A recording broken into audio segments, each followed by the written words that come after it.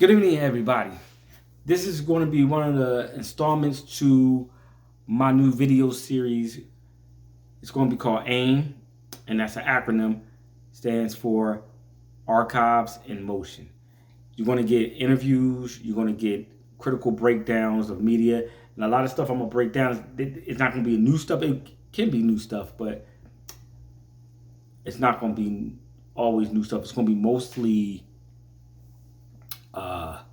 like old stuff, old movies, older music, and talking about my radio show that is on KRDP 90.7 FM in Phoenix, Arizona.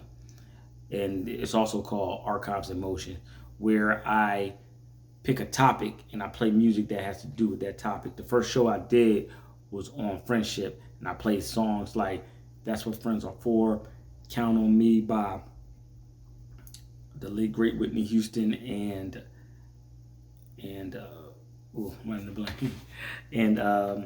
CC Winans. Tupac, When My Homies Call, Buddy by De La Soul and Native Tongue, stuff like that. So, but today, what we're going to talk about is a movie called Thanksgiving. It came out last year in 2023, and it's a slasher flick, but it's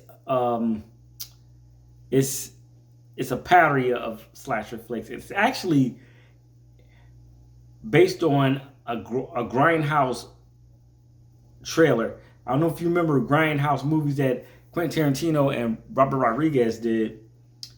It was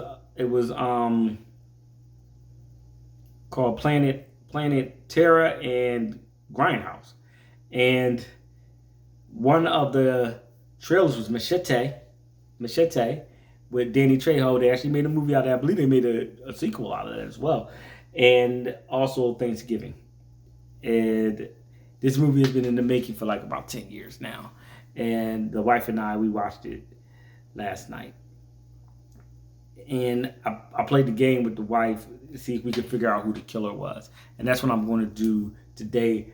As I said in the thumbnail, spoiler alert if you didn't see the film. So we're just going to really talk about the people that could be the killers. So it starts out, the guy's walking towards the door, and it's the sheriff, and he comes in. He gets greeted in for Thanksgiving, right?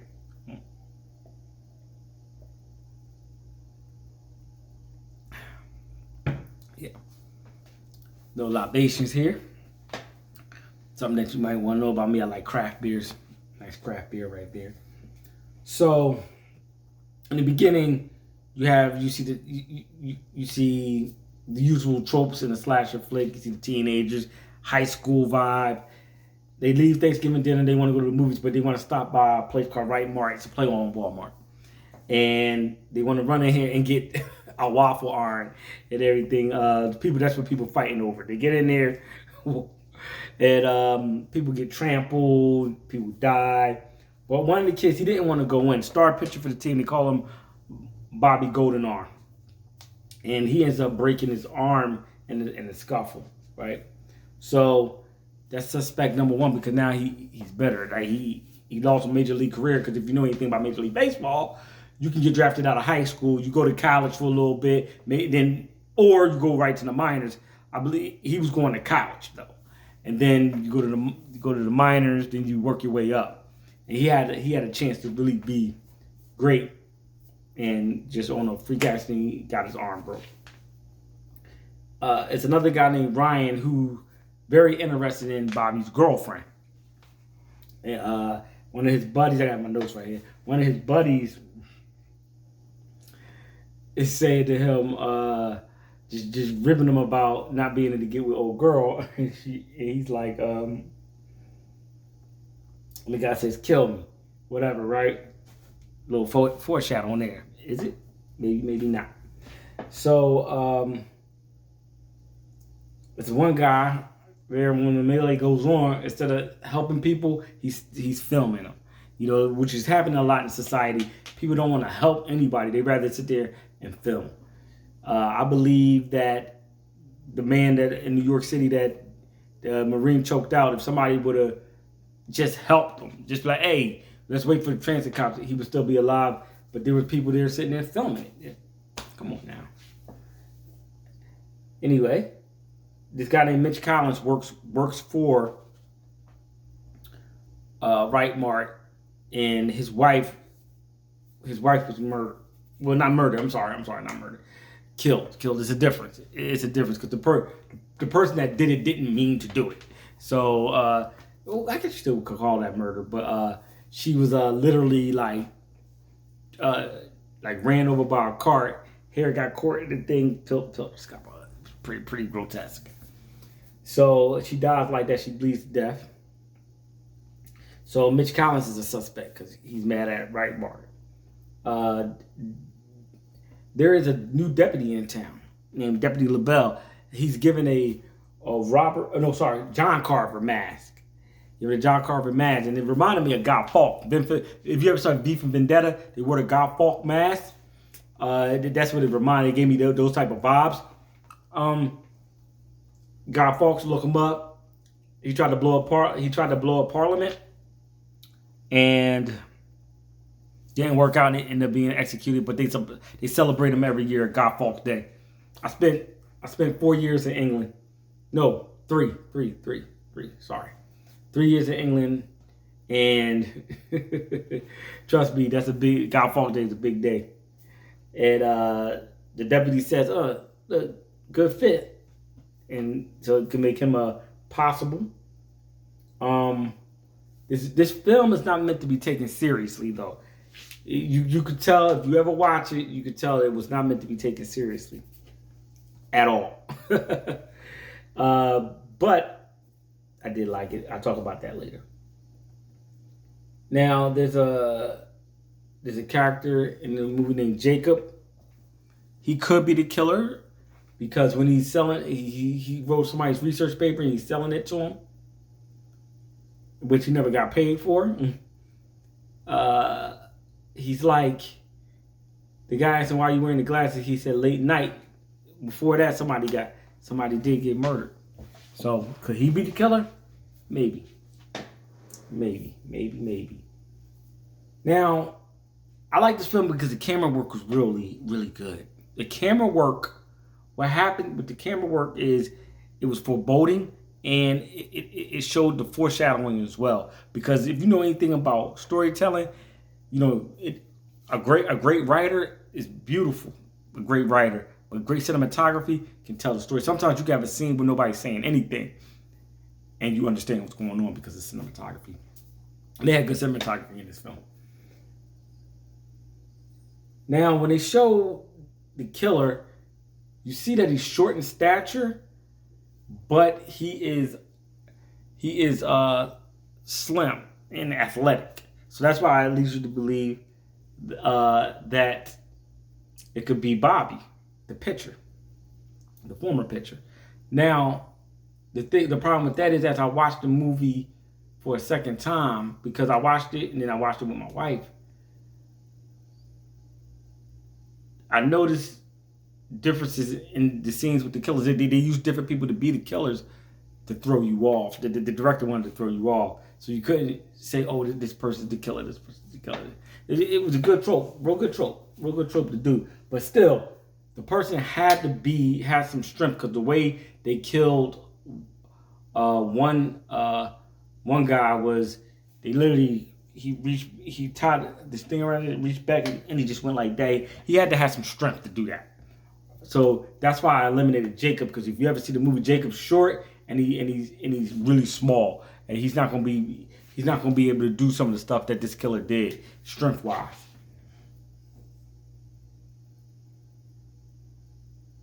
Right.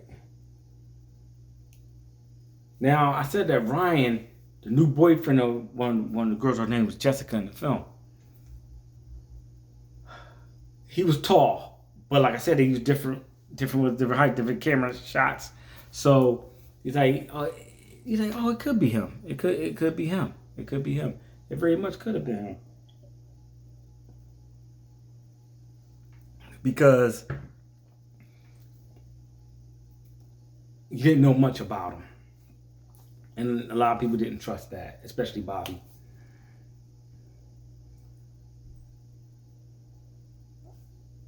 There was some other things I paid attention to, like when the killer was chasing somebody, he knocked over some baseballs. I was like, oh, Bobby's the killer because of baseballs. But once again, that could be used to throw off the viewers that are trying to pay attention and figure it out. Now, I really thought it was Bobby when the killer threw a pitchfork at Jessica's stepmom and hit her in the back.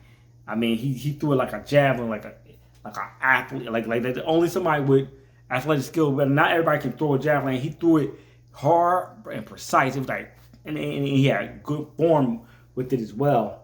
So that's why I was like, oh no, it's Bobby. But kept watching the film, kept watching it. But then I started to notice something. And I eliminated Deputy LaBelle because, yes, he was tall, really tall, but he just, he was always, when the killer was doing the killing, he was on the case. So I eliminated him. I didn't eliminate Ryan or Bobby. Now, as the film started to go along, I started to notice some things. I was like, I was like, well, can't forget about Mitch Collins. That's what I started to notice. But I was like, no, it's not Mitch Collins. It's not Mitch Collins. And I started to think that it was the guy that's a gun dealer in town. I thought it was him. I think his name was McCarthy, something like that in the film. But it wasn't him. I thought it was the dad. It was him because he was using tactical smoke bombs and stuff like that, and he sold that type of stuff at the store. But it wasn't. It wasn't him though. And then it started getting closer to the end, and I was like, and then I was like, hold up, and it started to reveal itself. And some of y'all that seen the film might have figured this out already, but I didn't figure it out right at that moment that it was the sheriff. And then the reveal started to come. He was having an affair with the woman, with Mitch's wife. She was pregnant. She died. He said that she was going to leave Mitch for him. They replayed what she said to him in the beginning of the film. He was like, oh, okay. Makes sense. And I was like, pretty good. This is why I like games like Clue and everything, like thought-provoking games. And I like to watch Murder on the Orient Express and those the newer ones. Then there's I think Murder on the Nile or something like that. So, but this film was, I didn't mind it. They're coming out with a part 2 next year, probably around Thanksgiving time, of course. That means they're probably gonna come out with a trilogy. I wouldn't go to the movies to see it. It was on Netflix. I watched it. Yeah. That's where it is. I mean, stream it. It's not like Dune or anything. I'll go see Dune in the theaters, but like this, I'll wait for it to come on a streaming platform. Ladies and gentlemen, that's it for me. So what I'm going to do is I am going to get better at editing videos and putting this out there, and I am going to have local authors come on and read passages from their books and things of that nature. My first interview is going to be with a gentleman named Mega Ran, and he's a rapper out of Philly, but he's out here in Phoenix. I went to high school with him, and that's going to be a great interview. It's going to be at the radio station though, KRDP 90.7 FM.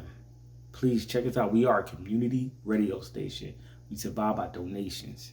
So y'all can come over, check us out. That'll be a great thing. Cheers.